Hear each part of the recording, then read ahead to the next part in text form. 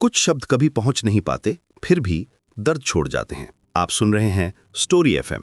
आज मैं आपको एक ऐसी कहानी सुनाने जा रहा हूं जो शायद आपके दिल को छू जाए।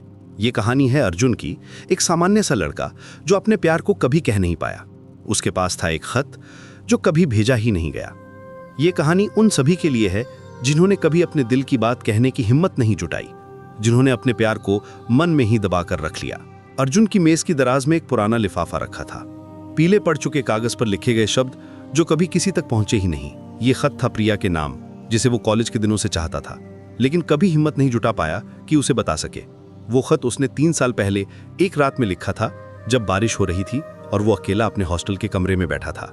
उस रात प्रिया ने उसे कॉल किया था और बताया था कि उसके पेरेंट्स उसकी शादी की बात कर रहे हैं। उसी रात अर्जुन ने यह खत लिखा था, अपने दिल की सारी बातें कागज पर उतार दी थी।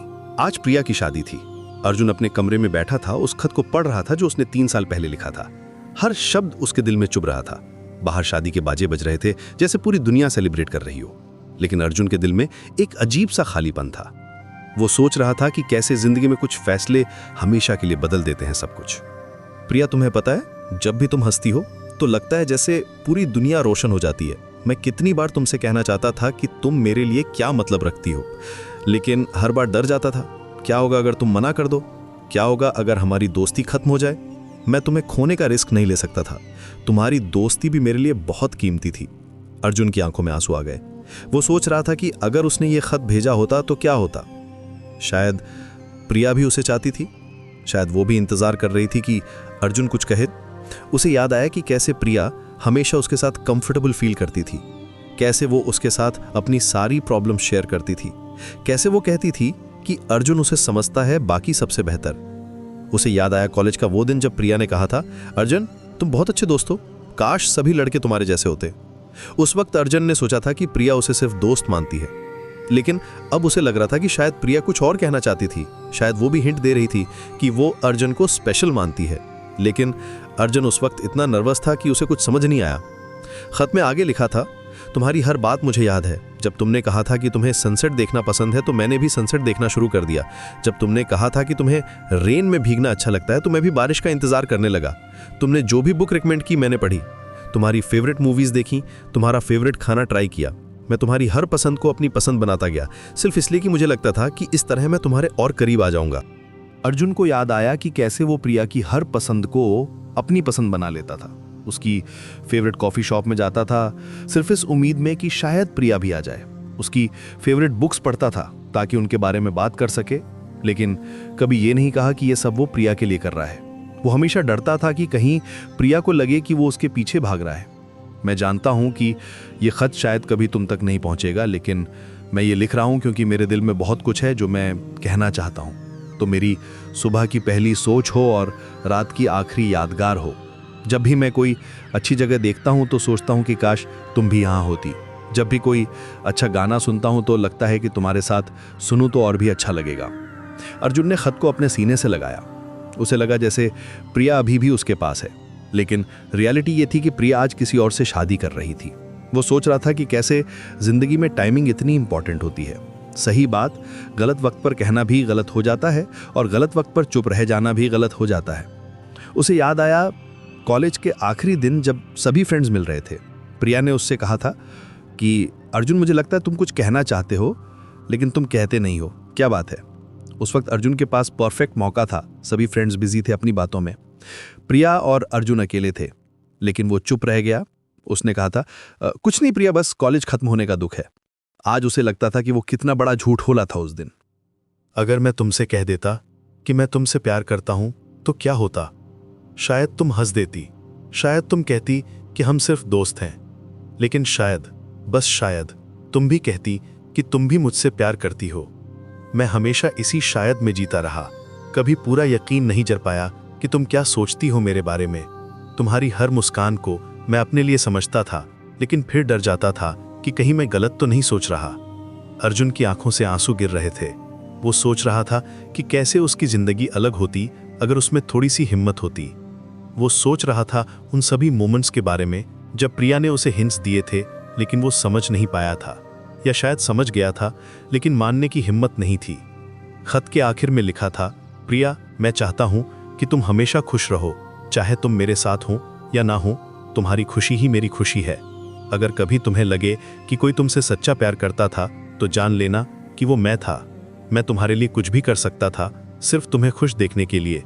लेकिन अब मैं सिर्फ यह दुआ करता हूँ कि जो भी तुम्हारे साथ है वो तुम्हें वो सारी खुशियाँ दे जो तुम डिजर्व करती हो। अर्जुन ने खत को वापस लिफाफे में रख दिया। उसे पता था कि अब ये खत कभी नहीं भेजा जाएगा। प्रिया की शादी हो चुकी थी, वो अब किसी और की हो गई थी। लेकिन अर्जुन के दिल में अभी भी वही प्यार था, वही फीलिंग्स थीं जो 3 साल पहले थीं। लेकिन फिर उसे एक ख्याल आया, क्या होगा अगर वो ये खत प्रिया को भेज दे? नहीं, अब तो बहुत देर हो चुकी थी। प्रिया खुश थी अपनी नई जिंदगी में। अर्जुन को उसकी खुशी में दखल नहीं देना चाहिए, ये सेल्फिश होगा। अब वो सिर्फ अपने दिल का बोझ हल्का करने के लिए प्रिया की जिंदगी में कंफ्यूजन नहीं ला सकता था। उसने अपने फोन में प्रिया की वेडिंग की फोटोज देखी। वो बहुत खुश लग रही थी। उसकी आंखों में वो चमक थी जो अर्जुन हमेशा देखना चाहता था, भले ही वो चमक किसी और के लिए थी। उसके हस्बैंड को देखकर लग रहा था कि वो प्रिया को बहुत प्यार करता है और प्रिया भी खुश लग रही थी। शायद यही सही था। शायद अर्जुन और प्रिया मेंट टू बी नहीं थे। अर्जुन ने सोचा कि शायद यही प्यार है, किसी की खुशी को अपनी खुशी समझना, चाहे वो खुशी तुम्हारे साथ ना हो। उसने प्रिया को एक मैसेज भेजा, congratulations Priya, wishing you all the happiness in the world. उसने बहुत सोच समझकर यह मैसेज लिखा था, ना तो बहुत फॉर्मल ना ही बहुत इमोशनल। प्रिया ने तुरंत रिप्लाई किया, thank you Arjun, you are such a good friend. मुझे खुशी है कि तुम मेरी जिंदगी में हो। तुम्हारी फ्रेंडशिप मेरे लिए बहुत इंपॉर्टेंट है। अर्जुन मुस्कुराया। हाँ, वो एक अच्छा दोस्त था और शायद यही काफी था। शायद हर प्यार का पूरा होना जरूरी नहीं होता। कुछ प्यार सिर्फ देने के लिए होते हैं, पाने के लिए नहीं। उसने उस खत को आखिरी बार देखा और फिर उसे अपनी डायरी में रख दिया। यह खत उसकी अधूरी मोहब्बत की निशानी था, लेकिन साथ ही ये उसे सिखाता था कि प्यार सिर्फ पाने में नहीं, देने में भी होता है। ये उसे सिखाता था कि कभी-कभी चुप रह जाना भी एक तरह का प्यार होता है। कुछ महीने बाद अर्जुन को पता चला कि प्रिया प्रेग्नेंट थी। वो बहुत खुश थी। अर्जुन ने उसे कॉन्ग्रेचुलेट किया।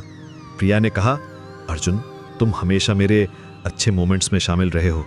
Thank you for being such a wonderful friend. मैं चाहती हूँ कि तुम भी जल्दी सेटल हो जाओ। तुम एक बहुत अच्छे इंसान हो और डिजर्व करते हो कि कोई तुम्हें बहुत प्यार करे। अर्जुन को लगा कि शायद यही उसकी किस्मत में लिखा था, प्रिया का दोस्त बन के रहना, उसकी खुशियों में शामिल होना, लेकिन दूर से। वो समझ गया था कि जिंदगी में हर चीज हमारे अकॉर्डिंग नहीं होती। कभी कभी हमें एक्सेप्ट करना पड़ता है जो हमारे पास है। आज भी अर्जुन के पास वो खत है। कभी कभी वो उसे पढ़ता है और मुस्कुराता है। उसे पछतावा नहीं है कि उसने वो खत नहीं भेजा, क्योंकि उसे पता है कि प्रिया खुश है और यही उसके लिए काफी है। वो जानता है कि अगर वो उस वक्त अपना प्यार एक्सप्रेस कर देता तो शायद आज प्रिया इतनी खुश न होती। कुछ प्यार अधूरे रह जाते हैं, लेकिन वो हमें जिंदगी भर कुछ न कुछ सिखाते रहते हैं। अर्जुन ने सीखा कि प्यार में सबसे बड़ी बात ये नहीं है कि तुम्हें क्या मिलता है, बल्कि ये है कि तुम क्या देते हो। उसने सीखा कि ट्रू लव में सैक्रिफाइस भी होता है। कभी कभी अपनी खुशी को छोड़कर किसी और की खुशी को चूज करना पड़ता है। आज अर्जुन एक अलग इंसान है। वो जानता है कि जिंदगी में सेकंड चांसेस भी मिलते हैं। वो अब किसी और को प्यार करने के लिए रेडी है, लेकिन प्रिया हमेशा उसके दिल के एक कोने में रहेगी, एक खूबसूरत मेमोरी की तरह। अगर ये कहानी आपको अच्छी लगी तो स्टोरी एफएम को सब्सक्राइब जरूर कीजिए।